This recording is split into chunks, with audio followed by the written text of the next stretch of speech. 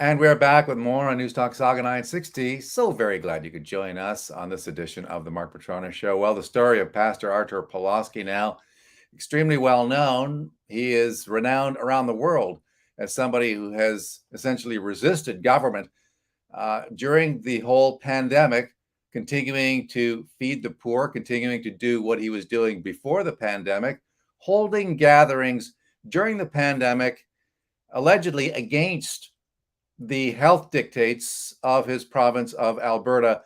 Some of those mandates are considered draconian to this day. Canada itself, as a country, has taken a great deal of heat over its positions as far as the mandates go. And nobody really has suffered like Pastor Artur Pawlowski, arrested 16 times, spent 2 months in solitary confinement, repeatedly charged, repeatedly harassed, humiliated, and causing outrage really in his community where he had been doing tremendous work with his street church in Calgary. He's in the midst of a trial right now, and a trial which, amazingly, as Pastor Pawlowski will tell you himself, has spent all sorts of money, all sorts of resources trying to get this guy, as if he is, a bank robber or a murderer or something horrific like that, when really all he did was continuing to do his work as a pastor. So we bring in Pastor Artur Pawlowski, coming to us from Calgary. Welcome once again, Pastor. Thank you so much for having me. And you're absolutely right. The Crown Prosecutor, with its totalitarian regime state, is not sparing expenses if it comes to hunting me down and hammering me left and right. We just spent 3 days in court, 9 witnesses. We're talking about over $100,000 that the Crown Prosecutor already spent allocating the taxpayers' funds to hammer me. And excuse me, for what? What have I done? Yeah, well, that's a very good question. You, I guess, are charged with violating the Health Act, correct? Is that what you are charged with? And what comes with it is a $100,000 fine, correct? That's right. The government, 2020, we are going back 2 years now. So this charge, this ticket comes from December of 2020, when our totalitarian regime declared that they're canceling Christmas. I don't know if you remember, caroling was outlawed, Christmas was outlawed, family dinners were illegal. We were told that the police is going to be driving and checking the driveways. If you had a brother in your house for coffee, you could be arrested and end up in prison. So what I did what I always do for the past 23 years. I put a Christmas festival for the homeless people. I invited everyone, hungry, depressed, suicidal, hooked on drugs, alcohol, to come and be cheered up by caroling and food. We had AAA steaks. We had gifts for every homeless. We had people singing. We had speeches. We had a walk for freedom. We had clothes for the homeless. And of course, we had over 100 police officers, SWAT team. We had bylaw officers, and I end up with 15 tickets for that offense. And for the past week, I have been sitting in a courtroom listening to the outrageous accusations being made by the Crown. Let's listen to what it sounded like when you were arrested. This is going back to when you were what? This was charged with mischief. This was one of the times that you were arrested. Let's listen to what that sounded like. Hey, don't be rude. He's a preacher. What's wrong with you? What's wrong with you? What's wrong with you, you nuts? What? What's wrong with you? What back off? This is a clergyman. What's wrong with you? You guys are the This ones is a playing clergyman. games. Do you understand that? This is a clergyman. Oh, look at You this. freaking Nazis. Yeah, you're going to be under arrest. Okay? Wow. This is a clergyman. This is a clergyman. Treat him with respect, you freaking Nazis. If you would walk, we would No, have to do you this. back off. If You could walk. freaking Nazis. Okay, we're going to give you a chance here, Arthur. What's for your video. wrong with Why you? don't you stand up for us, Arthur? Or do you want us You to drag you? Nazis. You don't want to People stand up? starting to You get here? hate you, God. All right, so that was your brother calling them Nazis, correct? That's right. And my brother is a little bit emotional, tough, because his background, he was a gangster before. He was hooked on drugs, crystal meth, cocaine, shooting needles, and doing all kinds of crazy stuff. And he gets converted under my ministry and joins the church. So it's very interesting because many times he would tell me that, I've done horrible things in my life and I have never been arrested for the evil. And look at the police, instead of chasing the real criminals, they just keep hammering you left and right. So he was very emotional, of course, about what he was doing. Why? Because he knows I contacted the Calgary police and I've told them, anytime you want to arrest me, just send a memo or an email or a phone call to my lawyer and tell her that there is a warrant for my arrest, and I will turn myself in. There will be no need for any drama. There will be no need for this, show of force. However, they want this. They had a TV crew, a police TV crew with them, believe it or not. There was anti-terrorists. They were RCMP. They were undercover officers. They were detectives. And they were parked outside of my house for a week, monitoring me coming in and going out from my home. So that's the insanity that we are being subjected to. And I have been accused, why you go to your knees, why you're putting your hands behind your back, you're doing a drama, you're doing a show. I say to them, listen, I am the one that told the police, don't do this. But if you come with such a show of force in front of my children, my wife, and my neighborhood, then I guess you are Nazis and do the Nazi style. I'm not going to assist you in hammering me and destroying me. You want to play this game? Well, then go all the way and carry me to the car. I'm not going to cooperate. As you well know, you have blamed Jason Kenney, the Premier of Alberta, for much of what you believe is persecution against you.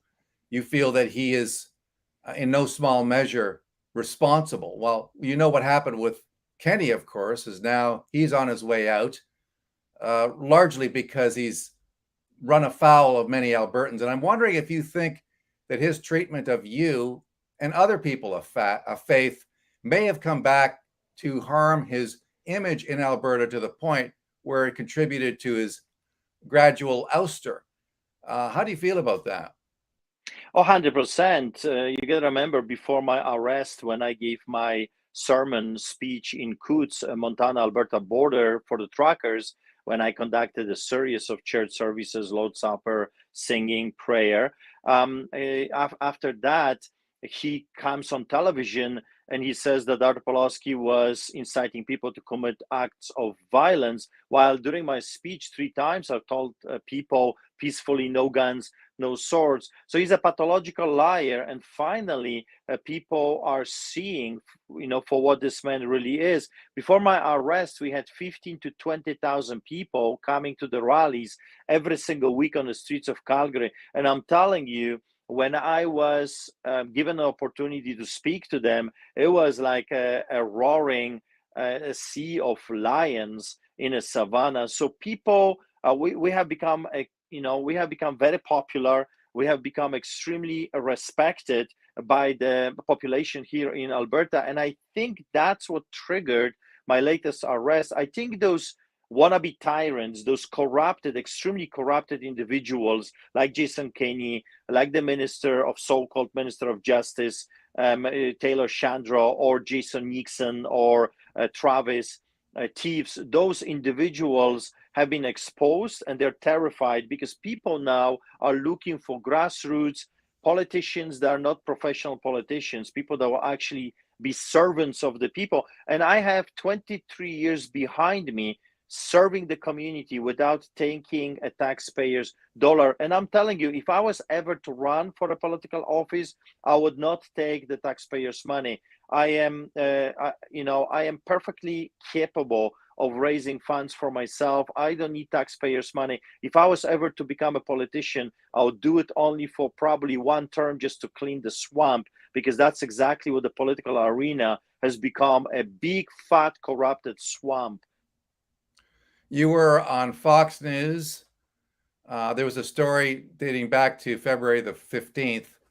Vigils planned at Canadian consulates in U.S. to protest imprisonment of pastor who preached to Freedom Convoy. Let's listen a little bit to that interview. Threats that you're now getting from your own government. I mean, it's a total insanity. I came to United States with a simple warning. Look what they're doing to me. If you will not rise up and come to our help, you're next. I mean, they came for me. Be sure of it. They're coming for you as well.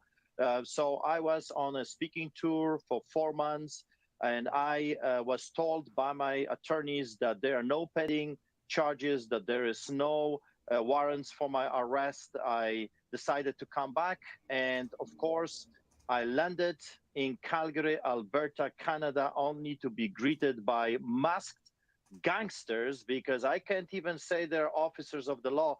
There is no law and order anymore in my beloved Canada.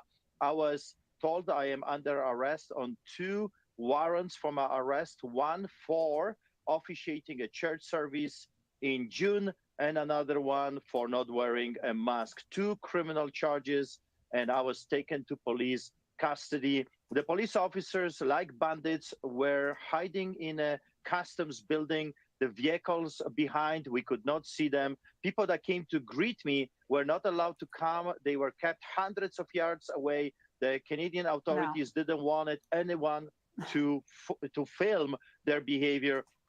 Okay, so one of the things that has transpired as a result of all this is a vote that was held in the state of Ohio, requesting that the United States put Canada on a religious freedom watch list.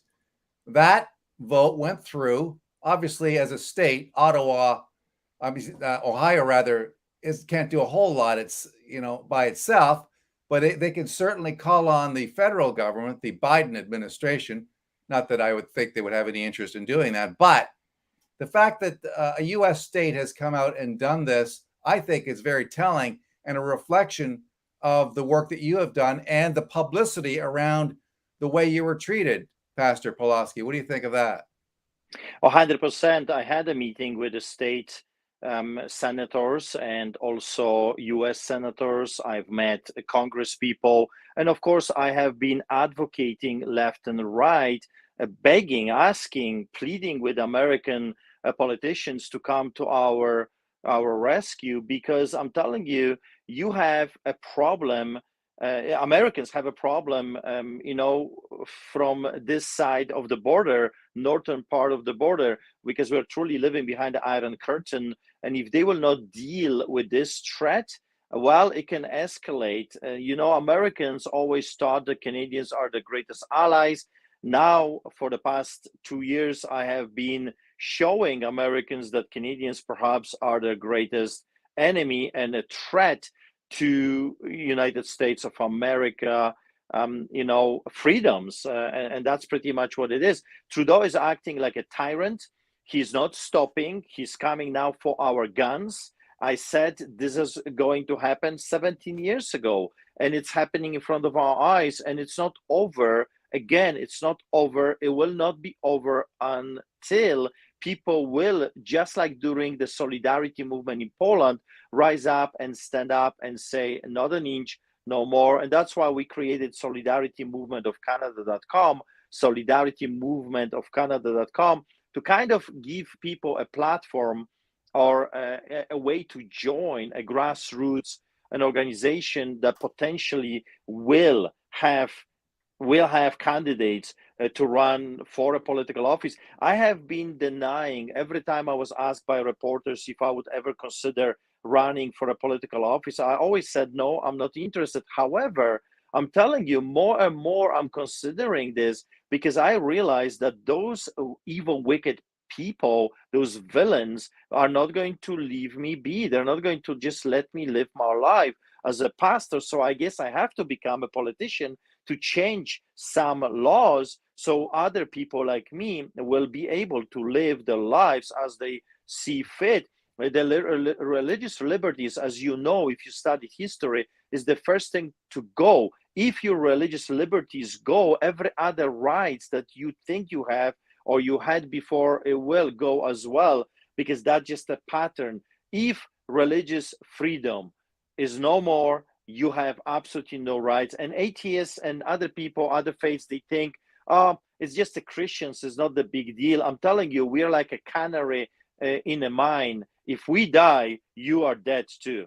Yeah, and we've had a prime minister make a number of disparaging remarks about Christians, even declaring them to be the worst of Canadian society. It's just astonishing the things that have come out of his mouth. The sheer enmity that he has for Christians is just astonishing. And this guy apparently is a Catholic. It's hard for me to believe that. Pastor Artur Pawlowski joining me on Saga 960 on the Mark Petronius Show, coming to us from Calgary in the midst of a trial where he is facing a hefty fine, six-figure fine, for allegedly breaking the health rules. And the province is throwing everything, the justice system is throwing everything it has at Artur Pawlowski, even as he continues to enjoy a lot of support. And now we hear that Artur may actually be running for political office. Were you thinking of running in the municipal election, Pastor Pawlowski? Is that what you're considering? Well, I have not made up my mind yet. And like I said to a reporter before my arrest, and I believe that's why I got arrested, actually, because it scared them that I might consider running and replacing them. I was considering to run for a provincial during the provincial election for MLA, but I don't know if enough Canadians, Albertans, would want to have a man like me in a political office. I would consider running. Until then, no. I'm looking at my options, and I have had a number of meetings with different politicians that are looking at what is happening to our beloved Alberta, and they are shaking their heads, saying it's lawlessness, and lawlessness is coming from the highest offices. We have to replace those villains, or else they're going to finish us off. And those are politicians that are in power right now. Of course, they are according to the wannabe tyrants, the French minority politicians that have been opposing the tyranny and standing up for us. And they are scared to death because they know they are at the crosshair from the tyrant Kenny and his cabinet ministers. By the way, Taylor Chandro, I believe, or Travis Steves, the one that have broken the mandates and regulations and restrictions that they themselves have put on the rest of us, and was caught in a Sky Palace hypocrisy. He's the one that wants to run for a premier's chair. So can you believe it? You're going to replace one snake with another snake. It's all the same boys club. You're just replacing one tyrant, a wicked, evil liar, with another scorpion that is going to bite you and sting you. Just a matter of not if, but when. So I'm considering, I'm thinking, I'm looking at my options. Here is what I know. It looks like those people have no desire to let me be a pastor. They're not allowing me to live my life freely in a free and democratic society. This latest sham, a mockery of persecution, I don't call it prosecution anymore, it's persecution from the Crown's office, is the latest, a sham of a trial. For example, I have been charged for organizing a private social gathering, and those are the charges. And yet, for the past 3 days, we were wasting court's time and our time. They were wasting my time and talking about was I the organizer and was I the one in the pictures and in the videos. The first day of the trial, my lawyer said to the judge that we are agreeing on the statement of facts, that I, in fact, organized this event and I was part of this event. We're not hiding that I was there feeding the poor. Those are not the merits of the case. The merits of the case are very simple. Was this private social gathering, or in fact was a public gathering? That's why I am in court. However, the Crown prosecutor is stalling, is doing everything in her power to postpone, to drag the case. She was examining an officer for almost 2 days with nonsense questions like, did they have barbecues? Who are the people in a Santa hut?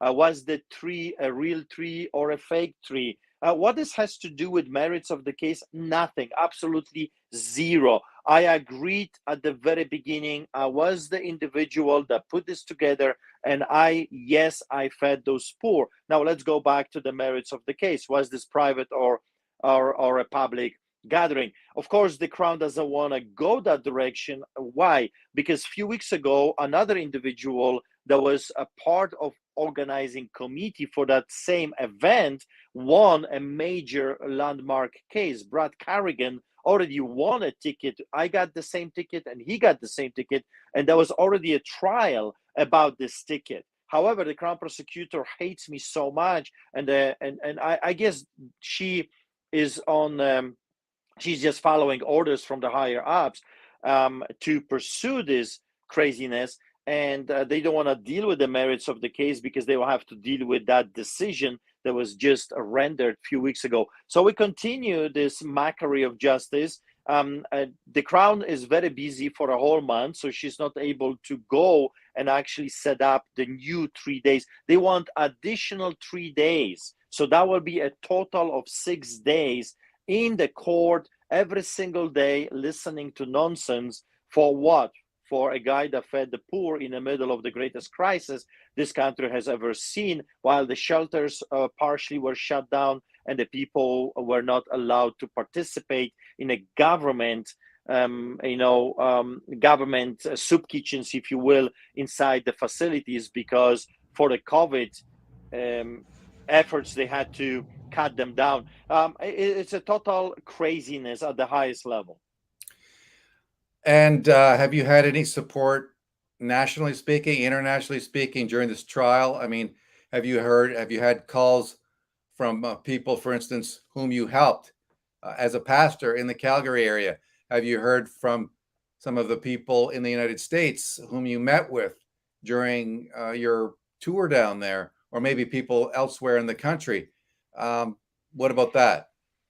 Well, I have people contacting me from around the world, not just United States, not just Canada. However, what's interesting is that not one media outlet is covering this trial, because every decent person, I'm not calling them decent because there's nothing decent about them anymore. They're state broadcasters, they're propaganda machinery. They have caused people's death. They're bloody murders. However, it's a very interesting case. Here is a very well-known human advocate on trial. Why he's on trial? Because he fed the poor. That's an interesting case. So let's cover it. No, not one mainstream media outlet is covering this trial.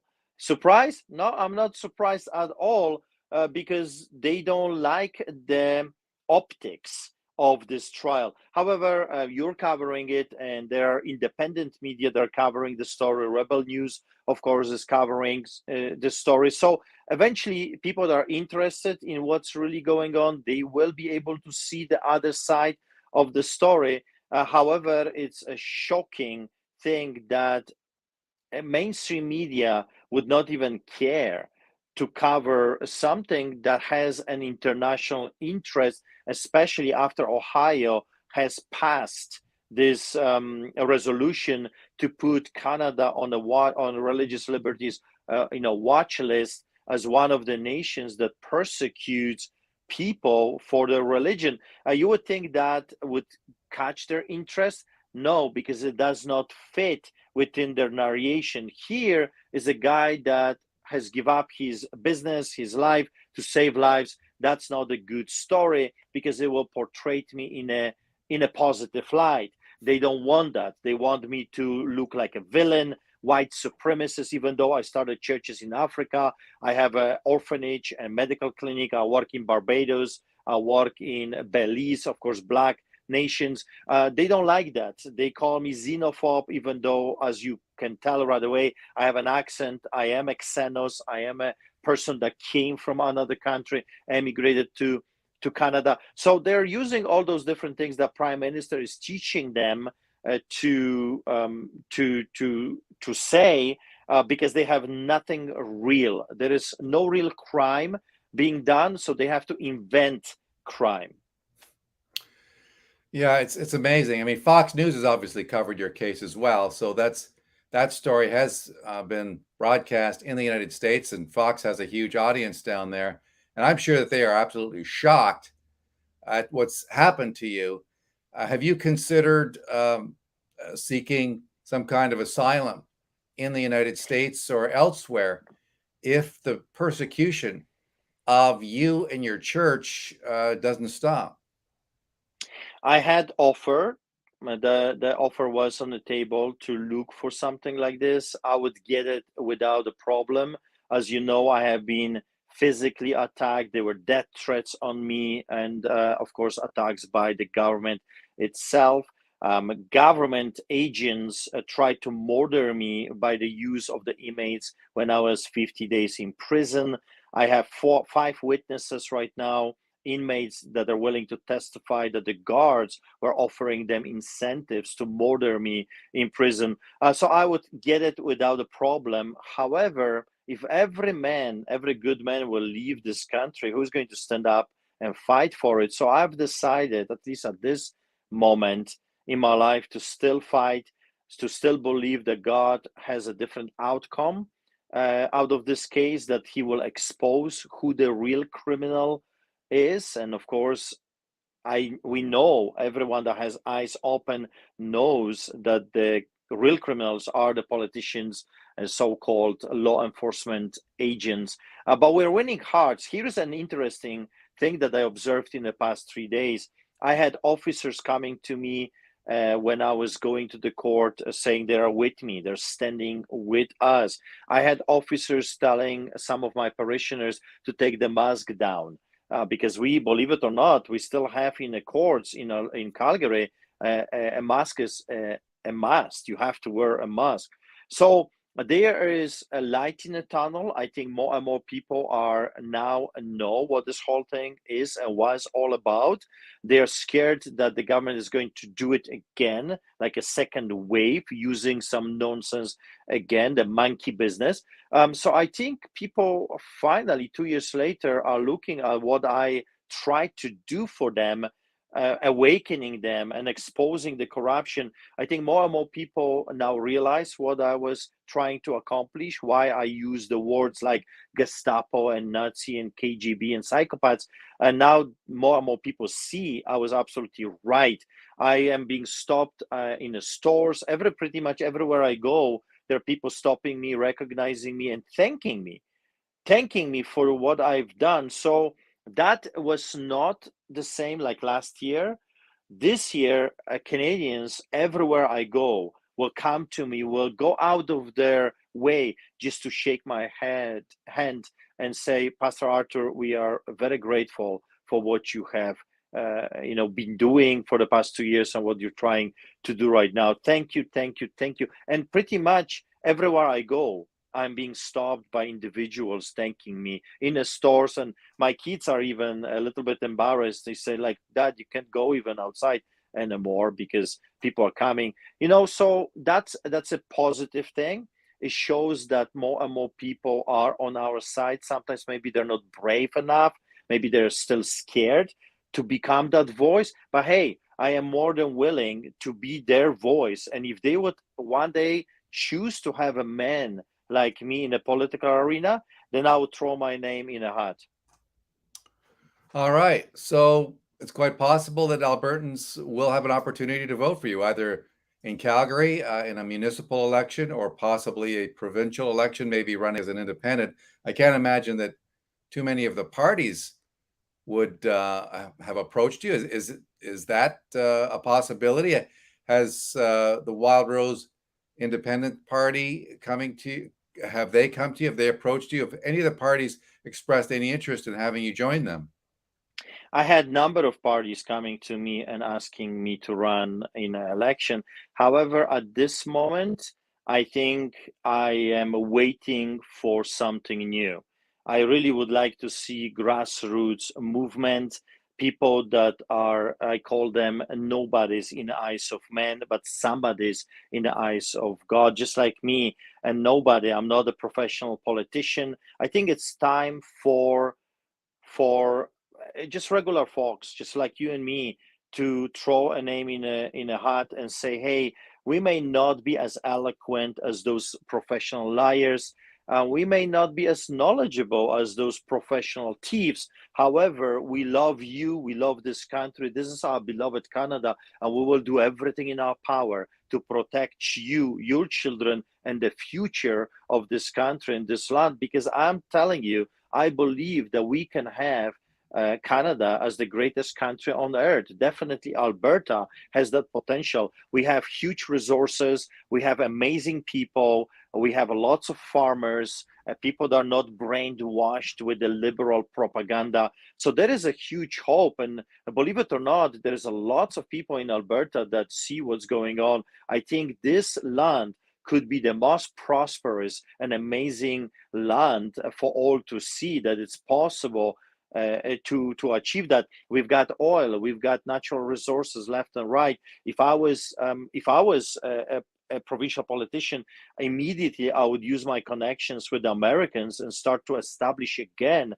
a business between our greatest allies and our protectors. Because don't kid yourself, the Canadian military is a joke. We don't stand a chance outside of American protection. So I would establish this relationship again. I know a lots of people, good people in the United States. I would do a line straight from Alberta to Montana if we could come to such a agreement, and the oil would start flowing again. We would not have to use a dirty oil from Saudi Arabia, a nation that murders and persecutes Christians left and right. And we're talking about clean energy. We're talking about ethical oil.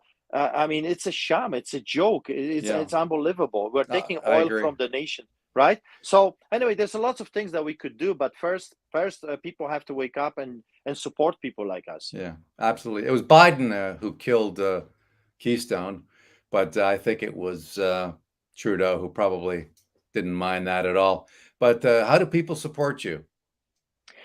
I go to streetchurch.ca,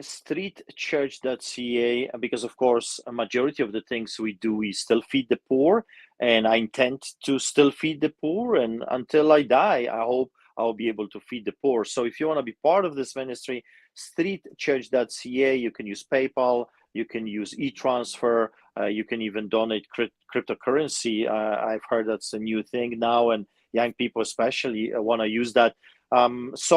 You can e-transfer art at streetchurch.ca, art at streetchurch.ca. It comes straight to me. And of course, I'm very grateful for any support we are getting, especially during the time when I'm being hammered left and right. I just had to give within a few months about $100,000 to the Nazi Party of Canada, to the AHS and others, for my horrible crime of kicking them from our church while they were breaking the Criminal Code of Canada, Section 176, and plus my bail hearing when it was denied, and then enormous amounts of money were needed for me to come out, or I would probably be murdered in prison.